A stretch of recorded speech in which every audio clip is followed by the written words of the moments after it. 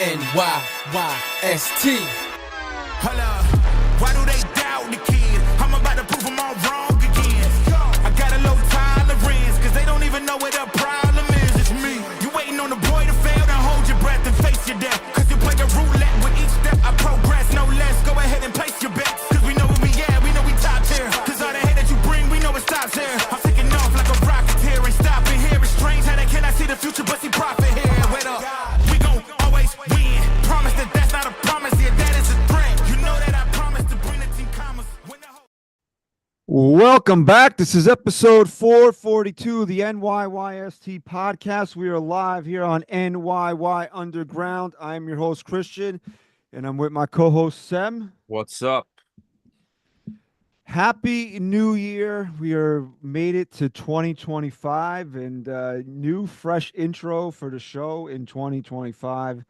How do you feel? You feel a little surprised there by that? Yeah, I was vibing to it. I like it. So we are here live on NYY Underground, January 2nd. We have made it into 2025. As I said, we got a lot to catch up on because last time we recorded was before Christmas. So we hope everybody had a wonderful holiday season with their families. And now we are into the depression that is January here. Yeah, January sucks. Polar vortex. January is by far the worst month on the calendar. I don't care what anybody says. You can go argue with a wall if you want to. Maybe the wall will talk back to you. I think historically February is more snowy, so I would disagree. I say February sucks more.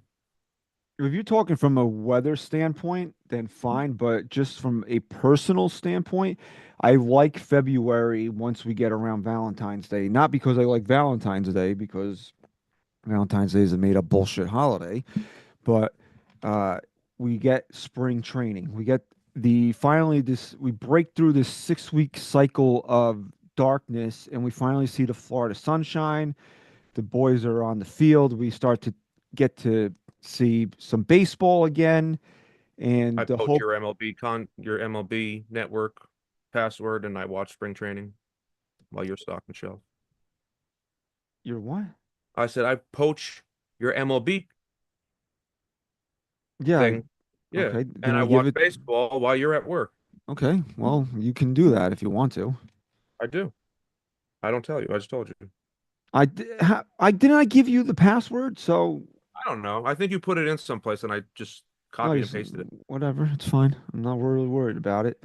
But so since the last time we recorded here, the Yankees have a new first baseman. We will get into Paul Goldschmidt, who looks like one of the Winklevoss twins today when he met the media. So there's that. Jose Trevino is no longer a Yankee. That was not totally a surprise trade, but that did come seemingly out of nowhere that the Yankees traded Jose Trevino at the time that they did. And Gleyber Torres is now in Detroit. So we do have a lot to discuss here tonight, and then kind of do a little math at the end of the show and see if Plan A is greater or less than Plan B. But before we do that, as we said, Happy New Year, chat. Please, while you're here tonight live on NYY Underground, like this video and subscribe to NYYU. And if you're listening on your favorite podcast platform on Friday morning, please leave us a 5-star rating review. Subscribe to us on that platform. And please tell everybody we are the official Yankees podcast of Odyssey. The holidays are now over. And as I said, we segue into this dark period here of dark at 4:30. I'm not a winter sports guy, so I don't watch basketball. I don't watch hockey. The Giants have been eliminated since August 31st, so there's really there's no football for me. So now we're just wait and see what the Yankees do next here, as they made really the bulk of their off-season maneuvers here. The first big one after bringing in Cody Bellinger here is they signed Paul Goldschmidt to a 1-year deal, $12.5 million to be the first baseman. He's only 2 years removed from being the NL MVP, but he did have a down year last year. And the thing with the Yankees at first base, right? And I know, I think the last time we recorded, I was heavily on the Pete Alonso train here. And apparently nobody's on the Pete Alonso train because we're still here sitting here January 2nd, as I said. He doesn't have a contract. Apparently, the Mets offered him a similar type contract that I wanted the Yankees to offer him. I think it was reported around like 3 for 90 with opt outs. So obviously the Yankees didn't go that way. Joel Sherman said that Goldschmidt kind of fit the Yankees' budget. I think they're around 291 right now. They don't want to go over 301. So I guess if the remaining options there, this might have been. I know a lot of people like Carlos Santana, and then he went immediately after to Cleveland after Cleveland traded Josh Naylor to Arizona. So there was a lot of first baseman movement there, like in a quick time period. But I mean, you have to look at Goldschmidt, what he did last year, and it was a down year for him, obviously. He had a 1.3 WAR, which was the lowest of his career since his rookie season. The home runs, he had 22, which, if you don't count the COVID year, was the lowest he had in a season since 2024, when he only played 109 games. RBIs is 65, which you have to go all the way back to, again, 2014, when he only played 109 games, which was the lowest for him. So what are you really asking? And the OPS plus was 98, which we know league average is 100. So it was under league average there. What are we really asking out of Paul Goldschmidt at first base this year? To come and be the savior? No, I don't think that's likely. I don't think he's going to be the 981 OPS guy that he was in 2022. Can he get closer to 800? Because it was 716 last year. I know the bar has been set here. The bar has been set where people are saying he just doesn't have to be the worst first baseman in baseball, and it's an improvement from last year. But that's a scary precedent to set for the New York Yankees. Yeah, Rizzo's was on the decline. Well, he never really came back from after getting hit in the head by Tatis, Yeah. and it kind of just derailed him. I mean, Rizzo was still making some pretty good plays defensively. I mean, that's really what you need, a good defensive first baseman. I think Paul Goldschmidt is going to do that, and you need him to hit the ball. Rizzo wasn't hitting the ball at all. Every once in a while, so I don't think it's hard to improve upon what we had. I don't think he can do any worse. Yeah, that's not a challenge that I really want to put out there. Can you do worse than Anthony Rizzo last year? Yeah, I don't see that happening. I think anybody, like I said, I don't think Rizzo was a bad baseball player. I think that concussion really messed him up, and then the Yankees really dropped the ball by not recognizing he had a concussion, So I think that really probably played into a lot of that. So it's not, I don't want to call Anthony Rizzo the worst first baseman, And well, but like statistically, he absolutely was yes, he last year. was. It sucks to say it because I like Rizzo, but unfortunately that's how it panned out. So you can't really Goldschmidt, as long as he comes in here and he performs better, just you can't have bonehead moves go on, stuff like that. The guy just got to hit the ball, need contact. I don't need anybody to come here and hit 40 home runs. I don't need him to hit 30. I don't need him to hit 20. I just need some contact, move the runners on the base, be able to lay down a bunt if we need it, anything. I don't care. Just anything would be better than what we had. Well, there was another. I think Nathaniel Lowe got traded out of Texas to somebody in the chat can fact check me here. I think to Washington for like a middle of the road left-handed reliever. So I mean, there was a lot of movement of first baseman in a very short time period. And I know Nathaniel Lowe excited a lot of Yankee fans. A lefty would have been a lefty bat at Yankee Stadium, but I mean, if the price tag for Nathaniel Lowe was a left-handed reliever, the Yankees have absolutely no left-handed relievers on their roster.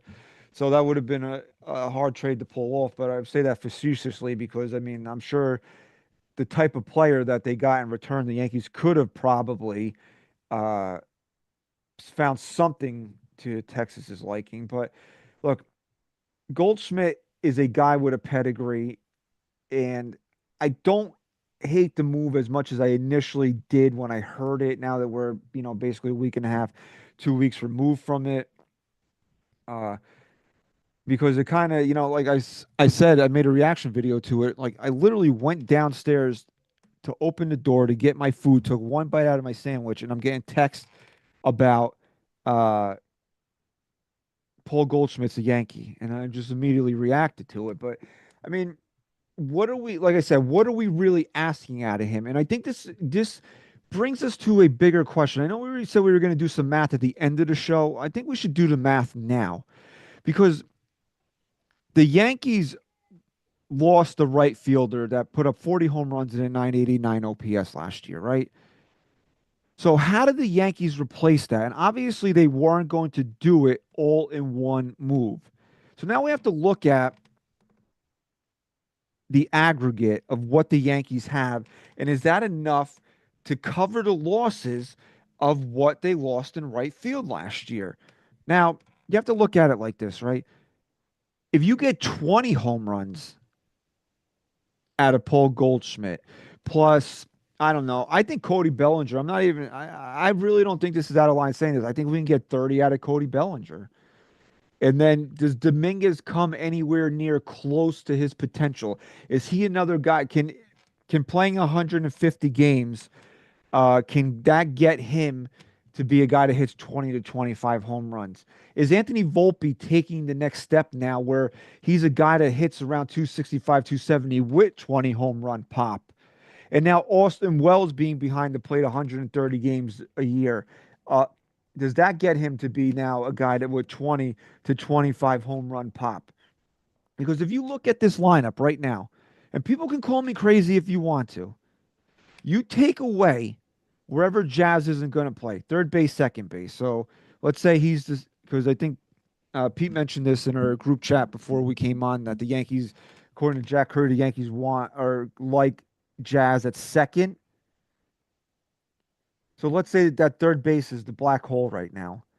The Yankees legitimately, if everybody stays healthy, have 8 players in their starting lineup that can hit at least 20 home runs. Am I out of my mind saying that? I don't think so. I don't think so. So is the additions that they made plus the expected uptick of what you would expect out of Volpe and Wells. Now Volpe in year 3, Wells with a full year behind the plate. What you expect Jasson Dominguez to be. Does that cover the loss in right field? It's not even just covering the loss in right field. It's not just him. It's the other players that you got rid of. I mean, like Verdugo was dog shit. You know what I'm Verdugo saying? was terrible, right? So you're not losing anything by replace. I'm No, looking at it like this: the Yankees, to a degree, needed to replace the production they got out of Gleyber Torres. I don't disagree with that at all. But Gleyber Torres was basically invisible for the first 4.5 months of the season. So if you get anything out of him, out of I guess Jazz Chisholm, through that point, it's an improvement, right? They got nothing out of first base last year. They got really nothing out of shortstop. So if Anthony Volpe plays more like the guy we saw in the postseason and less like the guy we saw in the regular season, obviously that's an improvement. Wells should blindfold it be better than what the Yankees got out of Jose Trevino last year. And Wells through the majority until they put Wells in a cleanup spot too, when he started playing regularly and started, hitting. Alex yeah. Verdugo is not a loss. No, you're taking them out. You're putting players in there with potential. So last year, what you really had two players at any given time producing. Whether it was Judge and that guy or Stanton and that guy. So now you remove the guys that were doing nothing. If you go from 2 to at least 4 hitters that are producing, you're better off than you were last year. The problem is that the right fielder was a given. You knew what you were getting out of him. You're expecting, or I don't even know. You are expecting it. You need it, but is that the cherry one? Yeah, dude, it's actually Oh really good. shit, is good as hell, man. I Oh love my it. God, been buying cases of it. No, it's good. It's. It's Have not you? even just cherry. If you read the ingredients on the back, it's got lime in it too, so it's cherry limeade. Oh, nice. Okay. I know I initially told you sidebar here that I didn't like the cherry 7 Up Zero. Yeah. It's grown on me. I bought a second case. The It's grown Shirley on me. Temple one or just No, cherry? no, the cherry one. I haven't tried the The Shirley Shirley Temple Temple one. tastes like ass. Yeah, I didn't know. I didn't think pomegranate soda would fly, but Yeah, no, it's not good. anyway. So it's more like you're hoping. You're hoping that Paul Goldschmidt isn't washed and can give you 20, 25 home runs. You're hoping Anthony Volpe takes the next step. You're hoping that Wells is the guy that we saw that was inserted into the cleanup spot for, a good 5, 6 weeks there. You're hoping that Cody Bellinger finds something at Yankee Stadium and can hit 25, 30 home runs. You're hoping that Jasson Dominguez can be the guy that we thought that we were sold on. You see all the hope, hope, hope, hope. What's the given in the Yankees lineup? Aaron Judge? Yeah. I mean, I think Jazz Chisholm, but what are you guaranteeing yourself with Jazz Chisholm? I think a full year at Yankee Stadium is probably a 25 home run seat. I think Jazz could be a 30-30 guy, a 30 home run, 30 stolen base guy. I don't really not necessarily think I need Jazz to hit 30 home runs. I think he can do it. I don't think he should chase it. I hate that his swing got so long at points in the season last year because of that short porch. But as a third, he should easily be a 30 stolen base guy next year. Oh, I was just, that's what we were saying. Now it's about all I had in my head was the stolen base aspect of it because you got Volpe was the guy that was supposed to come and start stealing bases. How many steal attempts did he have last year? But the problem is that he doesn't get on base enough. Well, that's true too. So Jazz, I mean, he was stealing bases left. That's what makes baseball exciting when you start watching that. So that's what I like, but just adding that threat to it, I'm stuttering is my problem. Everybody, I have a stuttering problem. He stutters, okay? um, you're adding that aspect into the baseball puts more pressure on the pitcher, correct? You Yeah. would hope that that should come into play somehow and make the batters have an easier time offensively. It just changes the whole aspect of the game. So, with that being said, if Volpe could start getting on base, he could start stealing. Jazz does the same thing, but again, it all comes down to hope. They have to play their role. It can't just be all Aaron Judge, and you can't go out and get one person and expect that to make the whole team be okay. Craig, I'm with you on being worried about Volpe if I didn't see him rise to the occasion in October. Now that gives me renewed hope that this kid does have it in him, that he played his best baseball when the lights were the brightest.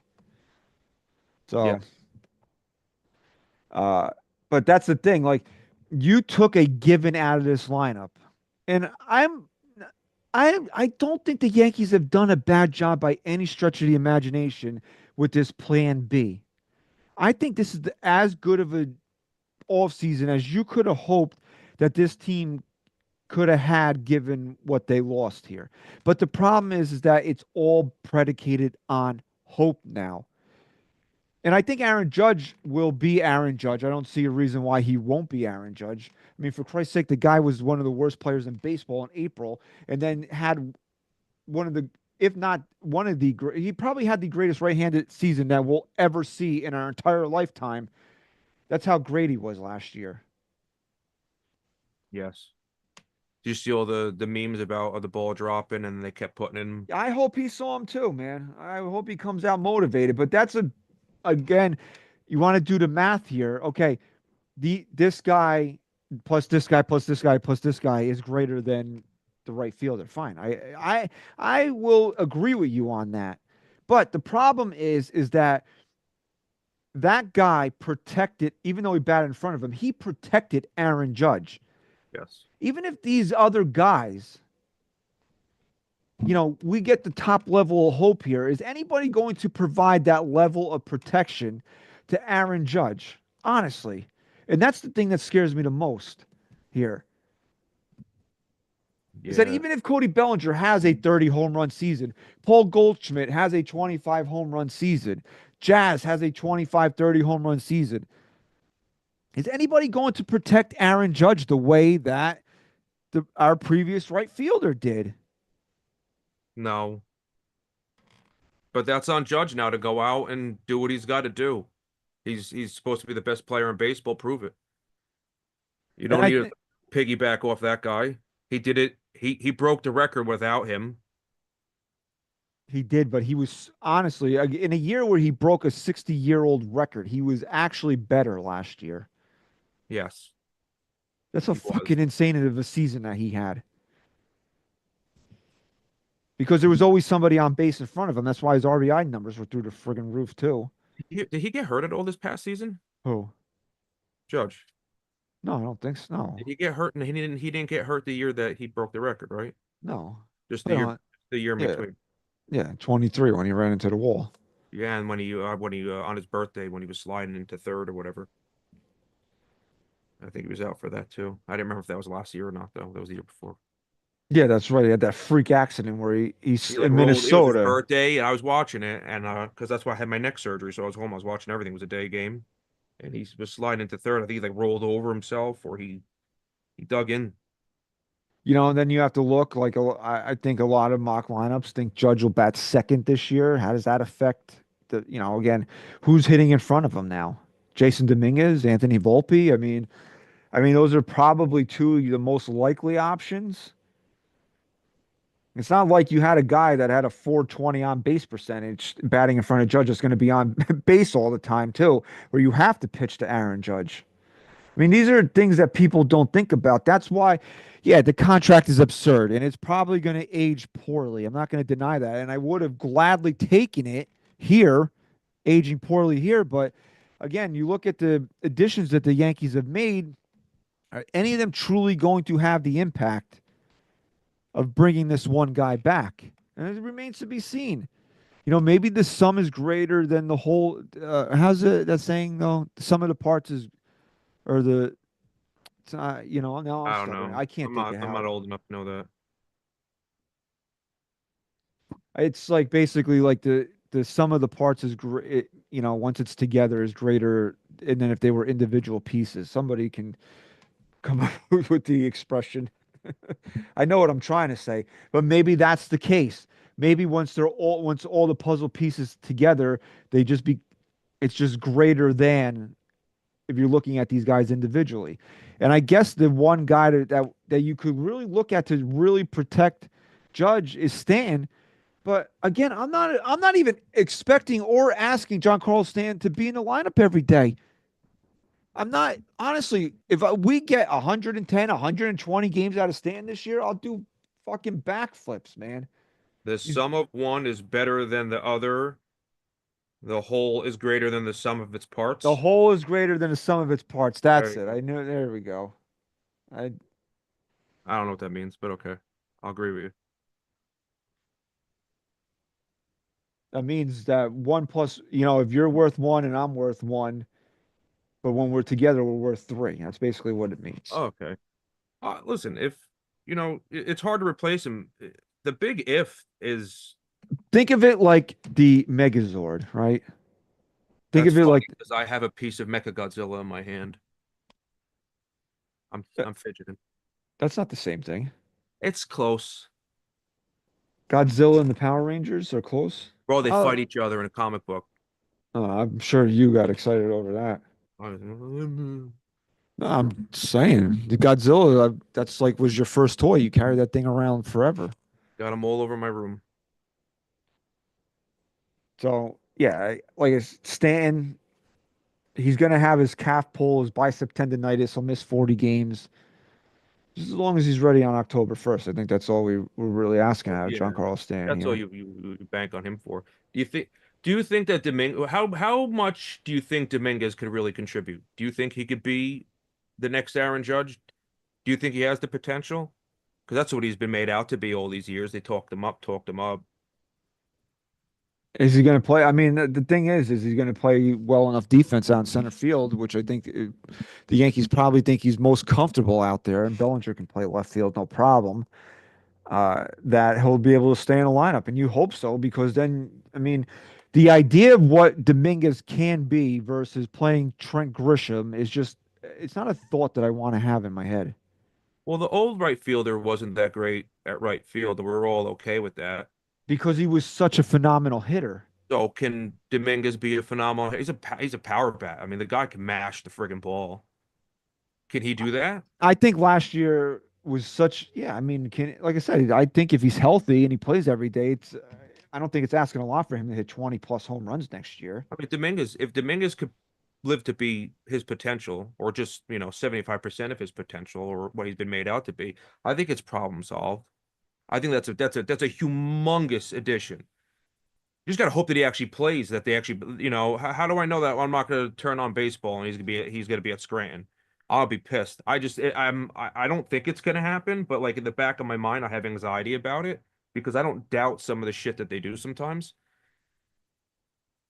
And So a bit, I think that's where we all are right now. It's the what ifs, what ifs, because we watch what happens year in and year out, and you're like, oh God, whoa, and you get nervous. And then when the season rolls around, we all woohoo, but it's just right I now think it's I think in the chat you can chime in here. I'd love to know that your guys' opinion on this. I think the biggest offensive X factor for the Yankees this year is Jasson Dominguez. Is absolutely. he is he going to be anywhere near the superstar player that he's been hyped up to be? Because if he is, then I think that we're looking at a very dynamic offense this year.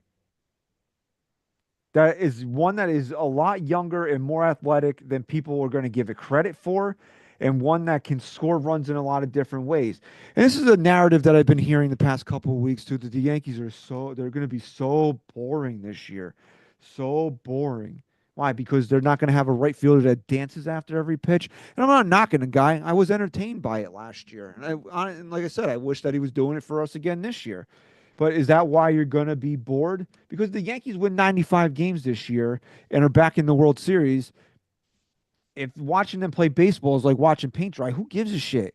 Because the most important thing is winning. So if they don't have somebody as flamboyant as their previous right fielder was, then who cares? As long as they win, and that's what we're discussing here, is if this puzzle put together can be better than the one that we had last year. And I think the pieces are there. It's just that you knew this guy was a given in this lineup, and you're hoping for a lot out of this team this year. Listen, as Yankee fans, obviously we've been spoiled, and we need to come to the realization that we can't have the best player all the time. I think we do have the best player, but like the, Paul Goldschmidt, is it a good pickup? Yeah, it's a 1 year deal. Like I'm okay with it. Bellinger, listen, if he starts cracking home runs to right field, I'm gonna be ecstatic. It's like we can't. Oh, but these are Gold Glove winners, MVPs at one point in time. Are they like washed up? I hope not. But like we gotta. I don't think that they're making bad moves on paper. If you look at it, I don't think it's bad at all. And that's all you can really go off of at the end of the day. You look at what people have been, what you think that they can do. It doesn't pan out a lot. That's just the way life works. Look at Wash Donaldson.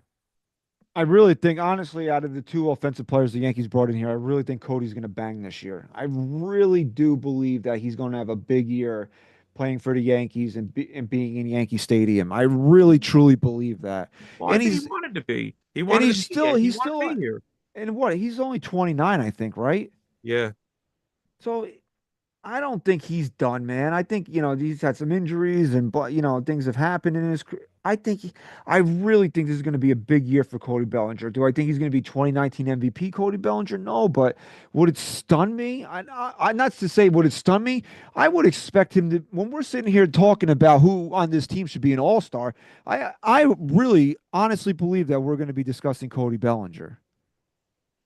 I think so. I think that's the trade I've been the most excited about because it's a nice left-handed bat. You look at his what is it, the spray chart. Yeah. Like he should do good at Yankee Stadium. Now, Paul Goldschmidt, again, I read the numbers. Do I have higher hopes for him? Again, not really, but again, Joel Sherman, who, I'll take his word for it, said that he spoke to a lot of people in the NL Central and nobody told him that this guy is washed. They all say that it's still there. He had a resurgent second half. He's a guy that likes to go the opposite way, so that's going to play well at Yankee Stadium. You know, as a Yankee fan, we have to try. Sometimes we have to try to talk ourselves into things too, and like be excited about the season. Yeah, like we had a guy that finished third in the MVP voting and really brought out the best in our MVP, and he's not here anymore. So now we're taking a look at guys like Cody Bellinger and Paul Goldschmidt and hoping, and that's kind of what the emphasis is here is hope. But I really, again, do I really think that Cody, and I don't know why I'm using this term when I talk about Cody, but I really think he's going to bang this year. I think Cody Bellinger, and you guys can call me out on it if we're sitting here on July 1st and I want the guy run out of town, but because he's hitting 210, I really think Cody Bellinger is going to have a big year for the Yankees. I really truly believe that. And if you combine that with getting even 80% of what we were sold on Jasson Dominguez, this is going to be a really good offensive team next year. They just have to do their job. Like Paul Goldschmidt, like I don't need him to come here be a superstar. I just need him to do his job. That's it. Plain and simple. You don't need to be the greatest thing in the world. You just can't suck. You have to be at least average at that. You know what I'm saying? And make the plays when they need to be. Cover first base. Do what you got to do. No stupid errors, and I'll have nothing to complain about out of him. The guy's old. He's a month older than me, and I'm telling you now, I don't like getting out of bed in the morning because everything's cracking. So I don't expect him to be a superstar. Just do your job. So if you look at the Yankees right now with Volpe, Bellinger, Jazz, and Dominguez, and if they come close to what we expect them to be, this is going to be, people want to say boring. I don't think that's going to be a boring baseball team to watch with athletic guys that are going to be on base creating havoc on the base paths, guys that have good baseball IQs hopefully. I mean, I haven't watched enough of Bellinger, but I hope he does.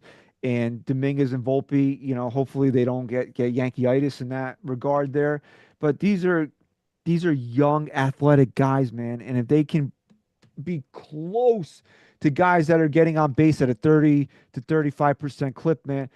That can steal bases, go first to third, score from first on a ball in the gap. I mean, that's you want to say boring. That's not going to be boring. That's going to be exciting baseball to watch. Guys that don't have to hit. Like I said, we can have 8 guys that can hit 20 home runs, but this is going to be a team that's not going to have to rely on the home run ball. I think this is going to be a very fun team to watch this year. And if it's not, and they're winning 3-1 every night because they have the best pitching staff in the American League, who cares? Because you know what I care about? Winning. Winning. Winning I care baseball about games. winning. Yeah. Like The Rock says, it doesn't matter. It doesn't matter how the Yankees win baseball games this year, just as long as they win them. And the question is, do they have a team right now that is good enough to win baseball games? What would make it boring? I just don't understand what make it boring compared to last year. Why? Because he, like you said, he got up and shook his ass. It wasn't. There was a month where we wanted to rip our freaking hair out because they were just losing every. They had him, and they were one of the worst teams in baseball for 6 weeks. Like I don't get it. Like how what's it's to me, those are the people that are saying it's boring or just like, oh, he's gone. Oh, we suck. Like, no, dude, like, come on. Like those are the people that watch it one game of a week. Leave And me alone. Richie's in the chat. He's right, man. 98, there was not a 30 home run hitter on the team. I venture to say that team was pretty boring to watch on a night in and night out basis. You know what they were? The best team ever. So it all comes down to wins and losses, man. That's what I used to coach rec league basketball, and these kids were worried about like, oh, I didn't put up enough points. Well, did you win? Yeah. That's the only stat that matters in sports. Wins and losses. Did you win or did you lose? That's it. Dude, if Aaron Judge hits 17 home runs next year and the Yankees win the World Series, that's the best year ever. Yeah. I don't know. I'm excited. I'm pumped. I mean, they could have done no trades and they could walk out DJ LeMahieu every day and I'll still be excited. I love baseball. I want to watch it, but I don't think that they're doing anything wrong. I can't say Cashman's doing a shit job. Anybody that says that, you're an asshole. Sorry. But like that, we know that that'll be coming halfway through the season when something goes wrong. Oh, I'm not gonna say I don't say that, but it gets the best of us at all sometimes. But I think he's doing a good job. I think they went out, they didn't get plan A didn't work out, and they pivoted, and I think they did the right thing. So you look at, so do the math here. All right. The right fielder, Nestor Cortez, Gleyber Torres, and Clay Holmes. Yes. Greater than or less than Devin Williams, uh, Max Fried, Cody Bellinger, and Paul Goldschmidt. Defensively, I think you're Overall, 100% I better. mean, I mean overall. Offensively, I don't think you're that far off. If not, you're there. Look, it's a team. I get it. One guy can help carry a team, but when it makes it a lot easier when you don't have seven other guys dragging their ass or whatever it is. You know what I'm saying? Like if you could get four or five guys that are doing consistent output consistently, I think it's much more exciting to watch, much easier to win. I don't want to win games by one run, two runs here and there. As much as fun it is to watch walk-off home runs or some shit I don't want that. It drives my blood pressure up through the roof and probably taking years off my life. I want to watch baseball. I want to watch them score. I don't want to get pissed off. That's where we've been offensively. I think we've been very flat the past few years. The bats woke up a little bit during the postseason. That's great and all, but like I want that during the regular season too. So that's kind of what you have to look at. Is the 4 out better or worse than the 4 in? And because if you take out 22, obviously it's a win for the Yankees, but that curve it so much. And I don't honestly at this point, it's hard to tell. It really is. Because the Yankees have put together a tremendous pitching staff here. You're going Garrett Cole, Max Fried, Carlos Rodon, Clark Schmidt, and Luis Heel. What are they going to do with Stroman? They're going to have to trade him at some point. Who wants him? I mean, there's teams that would value what he can give them. I mean, he I can't. don't know. He pissed me off after he yelled at Gleyber. He can't pitch in the American League East anymore. That's for certain. He'll have to go back to like the NL Central, man. That's why, and I know that people that would know these things keep shooting down the Nolan Arenado rumors, and that's the only thing that would attract me about trading for Nolan Arenado is if it was a swap for Marcus Stroman, but I don't think that's happening. So who plays third? Well, that's the $1 million question right now. Do the Yankees? There's several ways the Yankees can go here. I mean, the Yankees can look at what's left out there and see if there's somebody that they could pick up on a 1-2 year deal. Is it going to be better than what they already have in house? That remains to be seen. They might want to wait till we get to spring training and there's a roster crunch somewhere and some guy gets let go or needs to be traded. That's a possibility. Or like we just looked at this offense, right? Nobody, including me, and I don't want people to take this out of context, are saying that DJ LeMahieu or Oswaldo Cabrera should be in the lineup on opening day.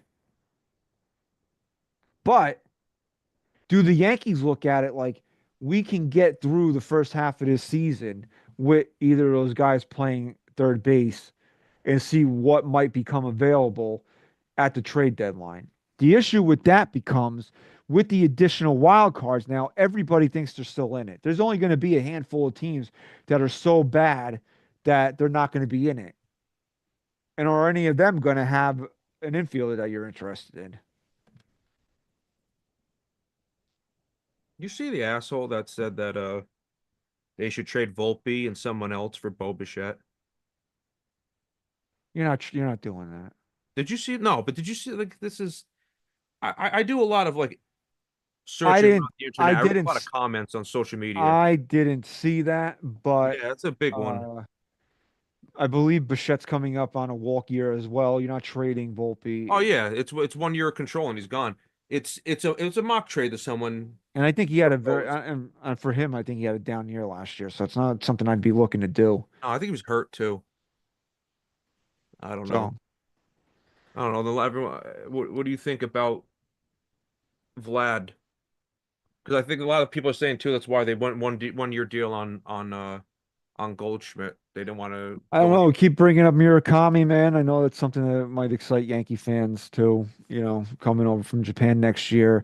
Again, are the Yankees just keeping first base warm until they feel like they need to move Aaron Judge there? It's another thing. I think eventually he will become a first baseman. Hopefully, it's not for another 2 or 3 years, but that's why I thought Pete Alonso was so perfect on a 3-year deal.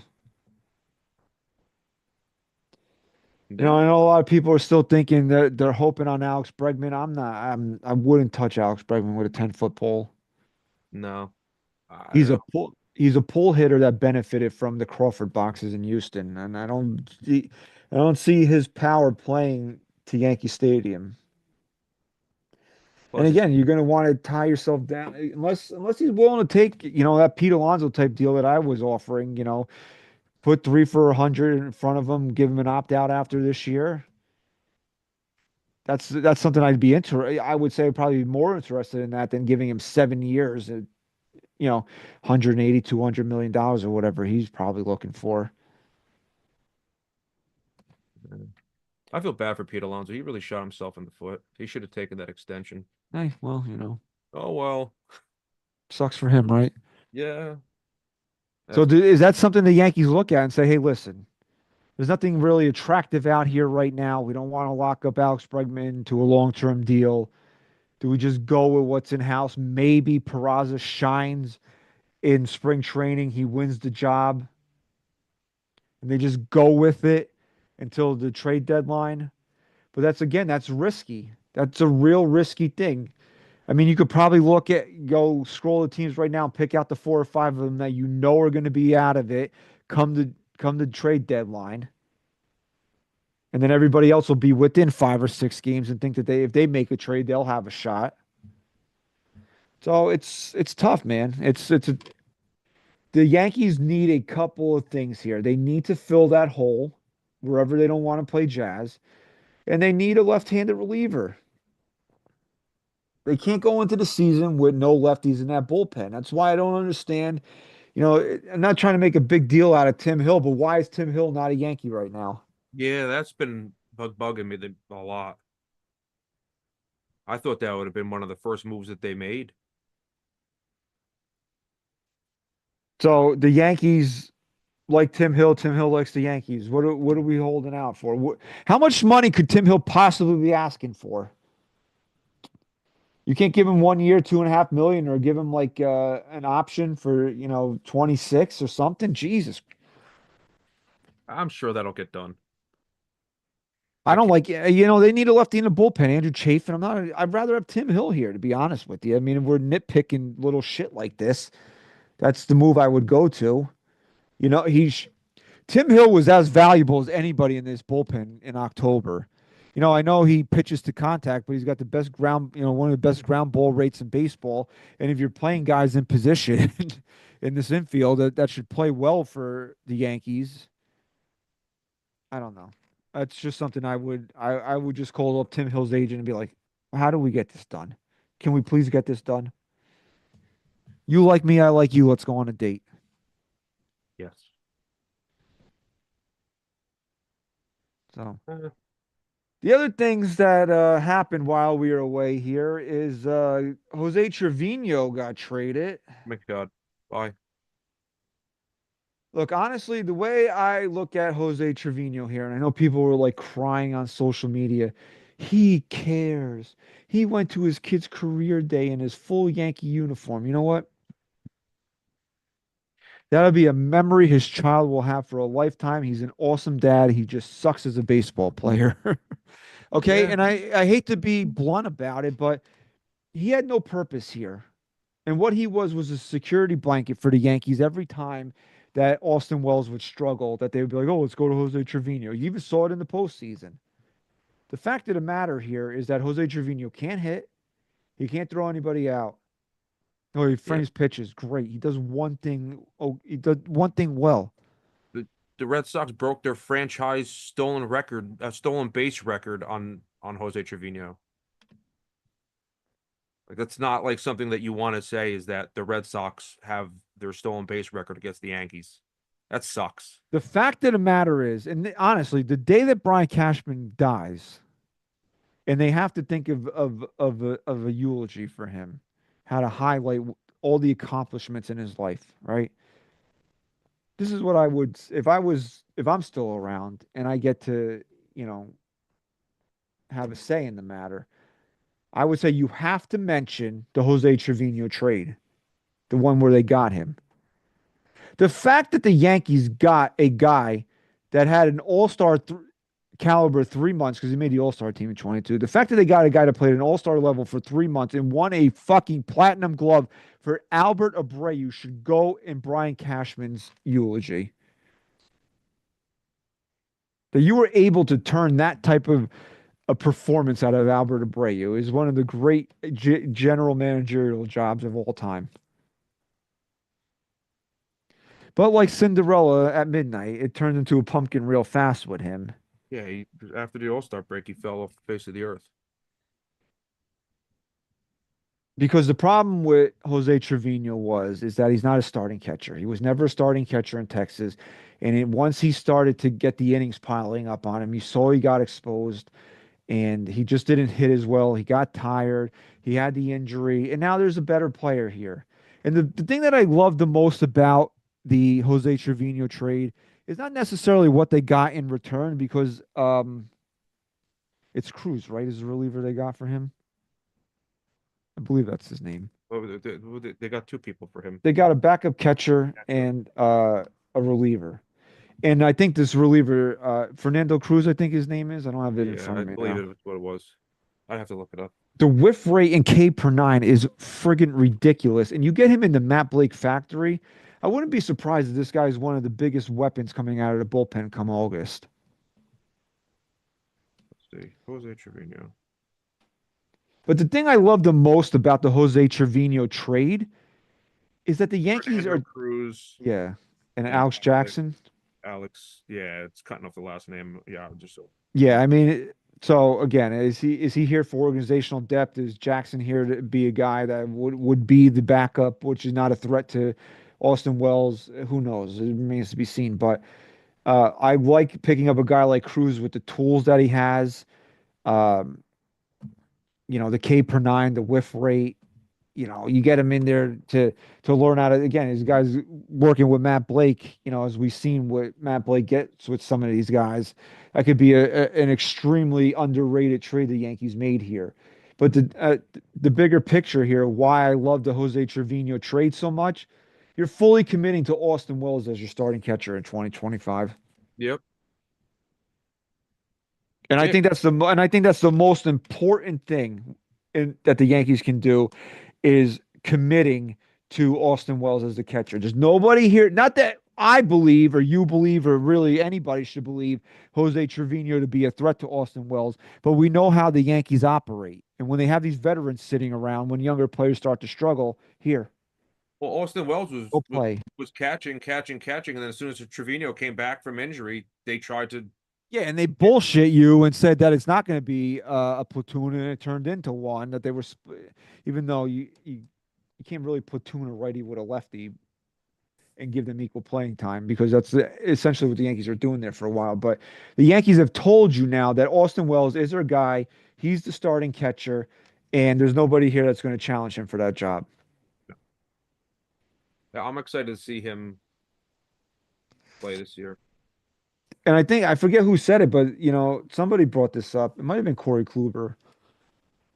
The Yankees trusted him, and that pitching staff trusted him in the biggest innings of the year to catch that staff, to catch Garrett Cole in the World Series. I don't think that's something that you can turn a blind eye to either. No. And now you're going to give him what a starting catcher gets at bat wise, 450, 500 at bats. I'm excited to see what he can do in that with that playing time. Yeah, I like him. This is another player I want to watch. See, it's fun to watch these players develop. It sucks when they do. They're obviously getting better. They do bonehead things here and there, but I don't really recall Wells really fucking up anywhere. I thought he did a solid job this year. Just got to get his bat going, which, like you said, he started to. So the other move, well, the Yankees didn't make a move here, but the other kind of Yankee piece of news here that came out I believe it was last Friday now, right? Probably about a week ago now. Something like that, yeah. That Gleyber Torres signed a 1-year, $15 million deal to go play with the Detroit Tigers. And I like this move for the Tigers as a team that was in the playoffs last year. And I like this move for Gleyber Torres. I think he'll fit nicely into that lineup. But I'm the surprised he took a 1-year deal. the Yankees, you knew the writing was on the wall as soon as the Yankees didn't offer him the qualifying offer because they knew he would take it because he signed for less than that. And it's weird when you look at Gleyber Torres' legacy here. And I don't know a better word, his tenure here, really, Tenure. Yeah, his tenure is probably better. was ultimately a disappointment. Because when you look at Gleyber Torres as a baseball player, for a former top prospect, Gleyber Torres finished his Yankee tenure with an OPS of under 800.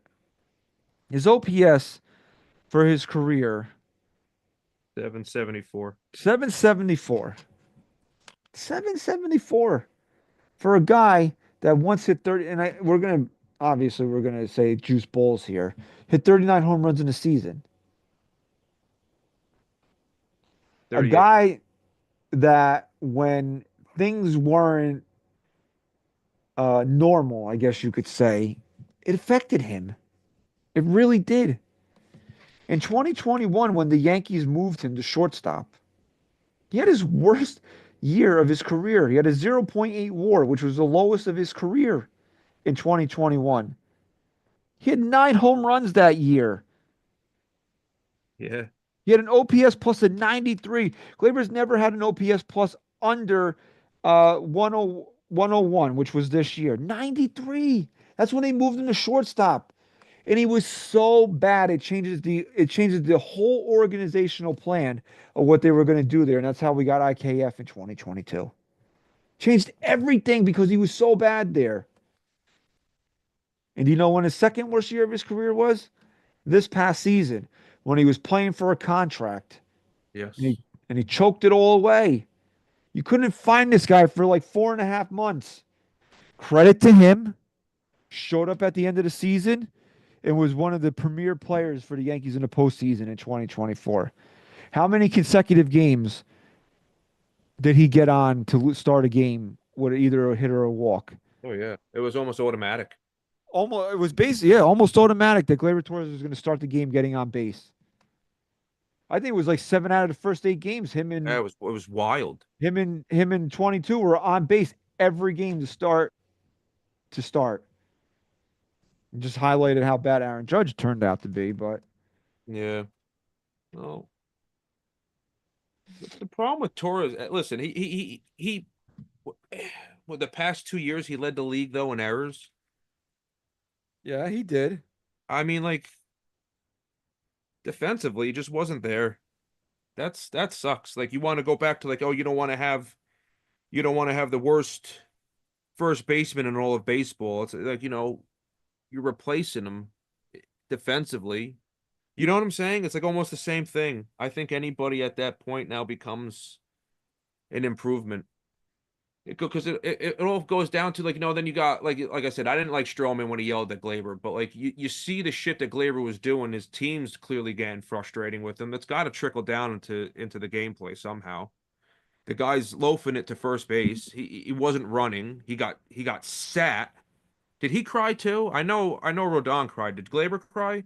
Or he just sat there pouting? Oh, I don't Yeah, I remember. think Gleyber sat there and he was pouting. It got to be too much. It was almost like watching Pee Wee, baseball, and like your kid gets pissed off and he's like throwing a fit. And I think that became like the biggest issue with Gleyber. And that's like when you talk about a legacy, that almost becomes legacy because it trumps everything else. I mean, like I remember the Gleyber Day call, and that was one of the greatest calls like I think I heard on TV, and I heard it on the radio and on TV because the radio is obviously doesn't have the lag that TV has. I heard it on the radio, and I remember running into my house and watching it happen. Like that's so great. But then, but when you say Gleyber Torres, the first thing I think of is him getting benched because he just wasn't running. He wasn't putting the effort in. You could see the frustration on his face. That sucks. Like so when you say legacy, that's what you think of. When you see that he signs for 1 year and $15 million, and you know that the real missing piece of this offense is that infield spot, whether it be second base, third base, and you're saying to yourself, why couldn't the Yankees have done that? And the Yankees could have done that. But the Yankees told you they were done with Gleyber Torres. They were told you they were done with Gleyber Torres when they didn't offer him the qualifying offer. And the first time Brian Cashman spoke in the offseason with the GM meetings, whatever the hell it was, right? When he was outside with the pool of reporters, he basically said goodbye to Gleyber Torres. The Yankees were just done with him. Right or wrong, they were done with him. We're done. There was no When have you question. No, no, no. Did you? I didn't think he was coming back. I don't think you thought he was. No, no, and that's why I said for 1 for 15, man, I would have taken a shot at him. You kind of know what you're getting with him offensively. This team doesn't really have a prototypical leadoff hitter. He played really well there. He showed up in October. You start adding up the pros for bringing back Gleyber Torres, then you're like, well, when has Aaron Boone ever taken a hard stand with any of his players? Ever. Never. He did Never. Gleyber Torres is the one. Multiple times he did that with him. Yeah, dude, it's crazy. You knew at the All-Star break by the time that he wasn't coming back. Like, we knew then. It just I like Gleyber. I don't have any ill will towards him, any of that shit. I liked him as a Yankee. He was one. Gleyber Torres, you want to talk about legacy of what a player is remembered as? When he comes back here the first time Detroit comes to Yankee Stadium, I hope the fans show him appreciation. I was thinking about that today. Like I was saying, see, stuttering. I thought about that today. I was gonna actually get a text you and ask you if you wanted to buy tickets No, I to don't want to. that I have stadium. no desire to go out of my way to see him Yeah, again. but I would like to see him. But I just to see. what I'm trying to I don't he wasn't a bad Yankee overall. He was a disappointment as a Yankee. And that's what you're always going to remember about Gleyber Torres is that he was a disappointment here. Overall, when you look at his career here, his tenure, when he retires and people bring up the teams that this era that he was on, you're like, "Oh, Gleyber Torres. Well, what do you remember about Gleyber Torres?" He was a disappointment, right? He was supposed to come up here as the next big thing, number one, prospect. Gets the first thing he does, Tommy John surgery. Slides into home and he needs Tommy John surgery. Sets him back. Then he comes up here. We see what he can be. Yankees are like, okay, now, Didi's gone. Now's your time. You're the shortstop. He sucked so bad that we had to bring in IKF for a year. That's how bad that he was. And he's a guy that could just never focus on being great. Wasn't something said to him about playing a different base, and he goes, "I'm a second baseman." Yeah, when Jazz Chisholm got traded here, Said, "I'm a second baseman." I play second base. Meanwhile, leading the league in errors. In the time that Gleyber Torres has been in the big leagues, nobody's made more errors at second base than Gleyber Torres has. Led the league, all the major league, in errors, not just the American League. So, uh, But maybe ultimately, it's right when there. you look at Gleyber Torres, he will go down as a big disappointment here. And I don't, like I said, I don't hate him. He made a couple All-Star teams. He's been a good player, but this is in 5 years is what we're not hoping Jasson Dominguez is. A guy that makes a couple All-Star teams, flirts with greatness, but just never puts it together to be great. This is what we're hoping that Jasson Dominguez avoids. Being Gleyber Torres, being a guy that has his head shoved up his ass half the time, and being a guy that Aaron Boone is having to reprimand. Like we said, the Aaron Boone never takes a hard stand with anybody, and he does it with Gleyber Torres. That should tell you everything you need to know about Gleyber Torres right there. That Aaron Boone got fed up with him. He 2020 was the COVID year, right? Yes. He had 9 errors that year. That was a shortened season. He still had 9 errors. He led the American League. And then 15 and 23, 18 and 24. And in 21, he had 18 errors too, but he didn't, who the hell had more errors than him? But he was also hitting. No, 2020, 18 fucking errors. That's friggin' wild. That sucks. Switching him over to shortstop really did do a number on him. So when fans look at it like, oh, why didn't the Yankees? This is why the Yankees didn't do it. This is because on its surface level, 1 year and $15 million for the player that Gleyber Torres is a no-brainer. And I would have had a hard time if I was the Yankees, I would have had a hard time talking myself out of it. But when you add up the facts of the case here, they were done. And they have a better second baseman on the team already. And it was time for him to move. It was time for him to move on here. It really was. And it sucks. It sucks that when we look back at Gleyber Torres' tenure as a Yankee, the word that comes to mind is disappointment. It really does. Yeah. Him and Andujar that year were phenomenal. And you expect it to continue. And they're both disappointments. Chris always talked about dog pile guys. Who's the guy that you can envision in the dog pile when the Yankees win their 28th World Series? He's not a dog pile guy. He just isn't. I'm sorry to say it, man. I really wish that I had a different feeling about Gleyber Torres as the baseball player. Like when there's certain guys that have been with the Yankees for as long as he's been, you're supposed to feel some type of emotion when they leave, and it's not supposed to be relief. Yeah, no, exactly. And I got to say, when the door was basically slammed on him, and then you finally know that it's not happening, there's no chance of him coming back because he's with another team, you're relieved. You're relieved that you're not going to be aggravated watching this guy play baseball anymore. You're relieved that you're not going to be frustrated knowing that this guy's got all the talent in the world and it's himself that's keeping him from reaching his potential.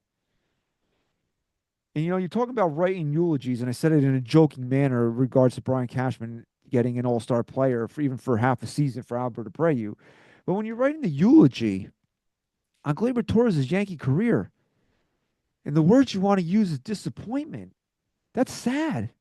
That really is sad, man. He grew a beard. Maybe he'll play better in Detroit now. I wish him all the best. Just not against the Yankees.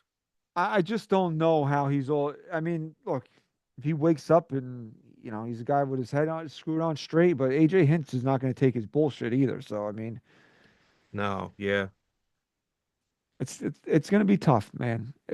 It's good. I'm going to say that it's going to be tough for him to see if he stays focused in 2025.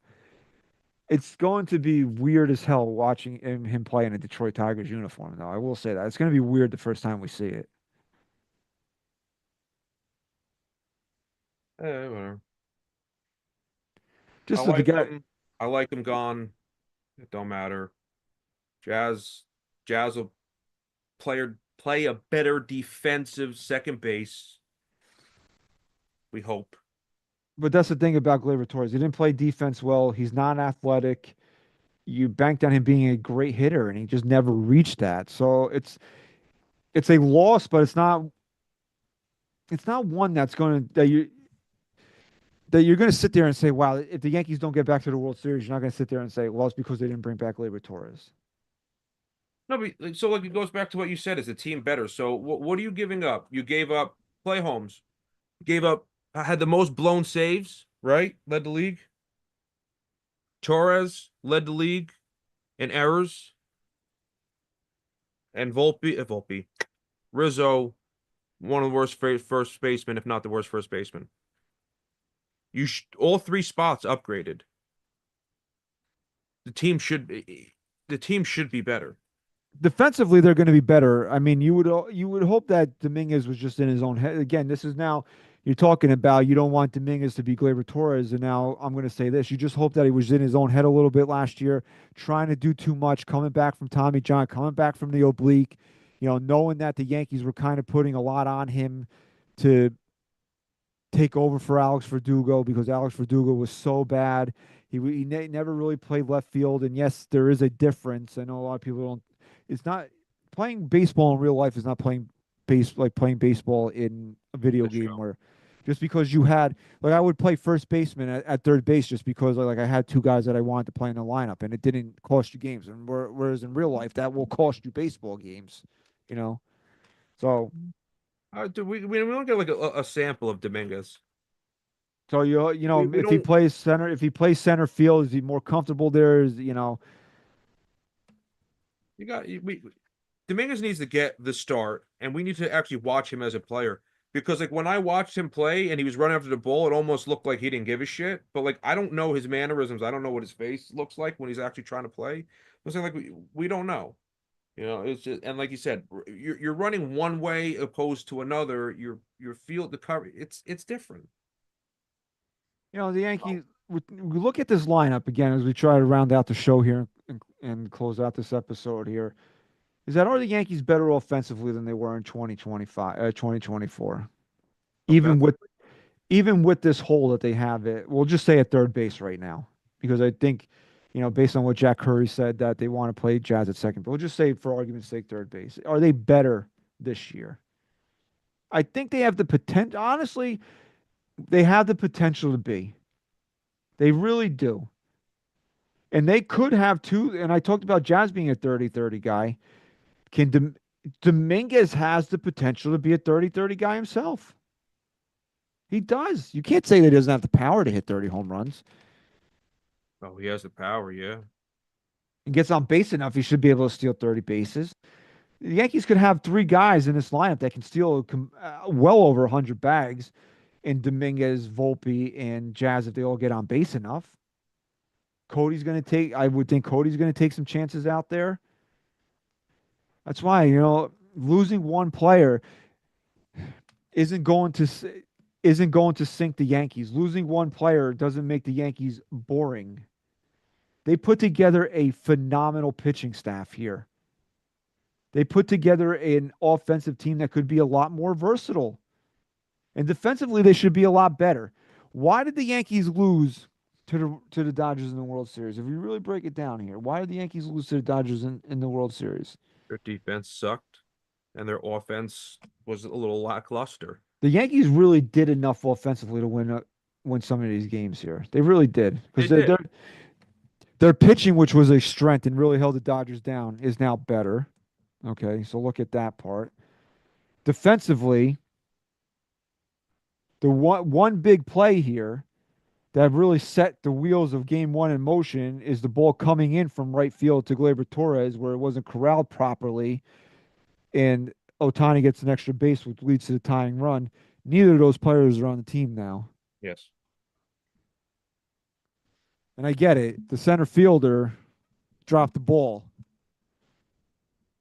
Rizzo and Cole couldn't come together on that final out. I get it. But, even if the Yankees win game 5, I mean, that's still a tall order to ask them to come back from down 3-0. Again, we would have liked to have been in the position to see what happened in game 6.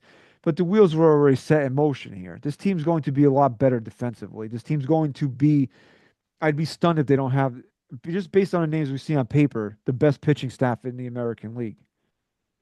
It all comes down to can they hit enough? And again, it comes down to hope. The potential is there. And if you get these guys on base, you're going to have guys on base that create a lot of havoc. And I think that's going to be fun to watch. So, you know, I know we banned his name from the show, but we've been talking about him without saying his name. I don't think we have to talk about it anymore now either. The team is pretty much put together. In the past, you talk about him, but I'm not. I don't think we're. I'm not gonna say we're not gonna be missing anything. I think that they did everything the right way to make up for him.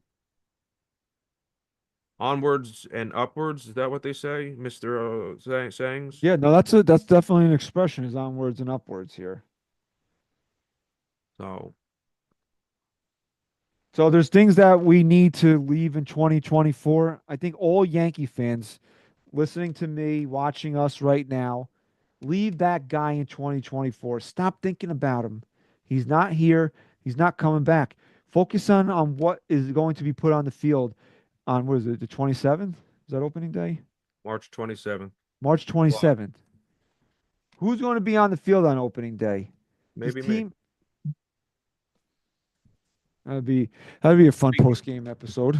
Streaking. Where's Sem? Pete's gonna be like, "Where's Sem? Why isn't he on the call?" Well, In jail. yeah, he's in jail. So leave that guy in 2024. We're in 2025 now. Who are the 2025 New York Yankees? Who are they going to be? What's going to be their identity? We'll wait and see, man. I'm excited. Honestly, I'm excited to see what this team can do. Absolutely. I don't know how you can't be excited. And if you're saying it's going to be a boring team to watch, you just suck. So.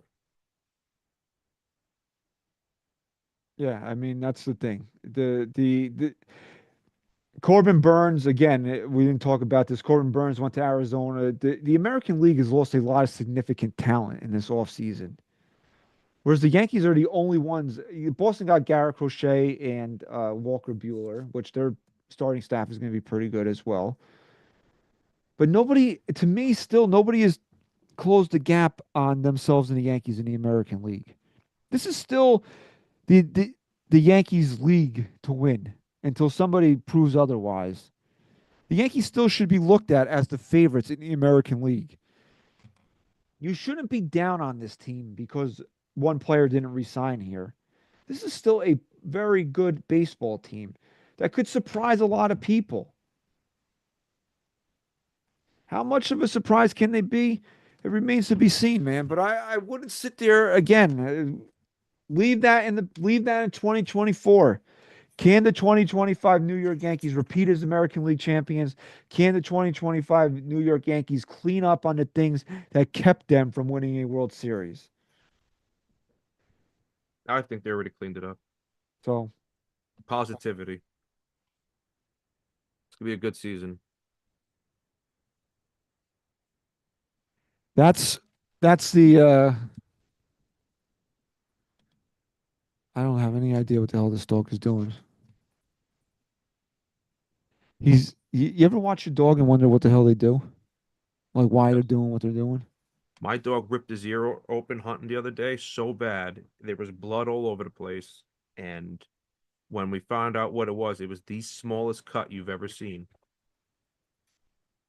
There's two pillows on the couch and he's walking back and forth from both of them, putting his nose under each one of them and then like pawing at them.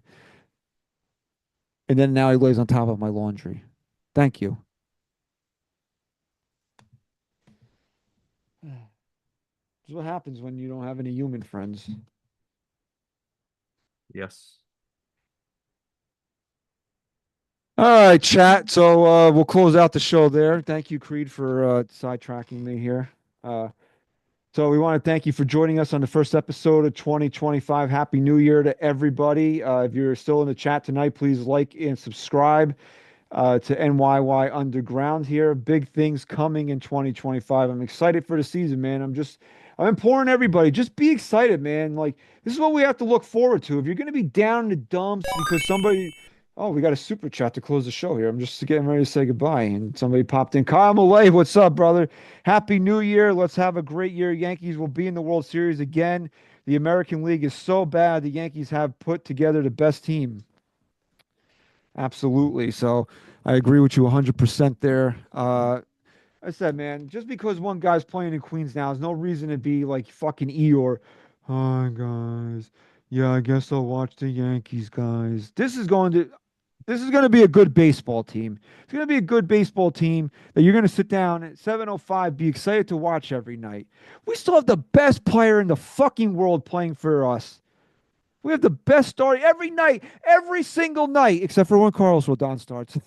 We're going to send an ace out to the mound. We're going to have a fucking jungle cat setting up for an airbender to close out games. You're not excited for that? I'm pumped up, man. I'm ready to go. I can't wait till they hit spring training. March 27th will be here before we know it. And as Jira just posted in the chat, tickets are available here for NYYU Day in the Audi Club on March 29th. So we'll see you out here, man. Pumped up, man. I don't know. I'm excited, man. Like, let's go, dude. I don't want to have seasonal fucking depression again. You know, no more Christmas lights. You're going to go to work tomorrow driving around. Everybody's going to be throwing out Christmas trees and shit. It's dark at 4:30. I don't want that, but I want to be excited about my New York Yankees and watching this team get back to the World Series in 2025. Did you just say my job's depressing? No, I said I'm going to be depressed going to work, watching people throwing But out I'm the guy that goes and throws out the Christmas trees and the Christmas lights. What the fuck? What the hell? Well, Not bad of a job. That sucks. Every holiday, I'm throwing out inflatables. I have to try to take them home. You can fix them a lot of times. They got a fuse in the plug, but take home too much shit. So let's not get depressed this offseason here, okay? Let's get excited. Let's think about what the New York Yankees are going to be this year. And if you get depressed by that, go do something else with your time, man. Because I'm pretty pumped up here. I'm excited here. Don't be a garbage man. And here's our mantra for 2025 here. If you know what you're worth, then go out and get what you're worth, okay? That's what everybody's got to strive for in 2025. And I think this team is going to strive to be World Series champions. And I think that when it's all said and done, we're going to be looking at a team that's going to be going out for revenge against the Dodgers in late October. Who's with me? Come on. I know somebody's got to be with me here. So again, I don't want to yell. My dog will start barking. Richie wants to start you a get out of jail fund right now. Let's do it. I'm not streaking on. I won't do it on opening day. If they suck and I don't want to buy season tickets anymore, I'll do it the last game. Fuck it, right? So, all right, I had to pump myself up there. Let everybody go here tonight. Thank you very much for being in the chat with us here. Like this video, subscribe to NYY Underground. And if you're listening on your favorite podcast platform, please subscribe and leave us a 5-star rating and review, and tell everybody that the NYYST is the official Yankee podcast of Odyssey. We want to thank you for your continued support of NYY Underground and NYYST. Thank you very much for listening and watching episode 442. Sem, say goodbye. 84 days. Goodbye. Can't make a promise, but I do my best. 25 sitting on 25 racks. Just got started, no, we ain't done yet. Bought a new crib, that's a goddamn flex. Sign that check. Told them last year that I been up next. Can't take calls, but I send that text from way down.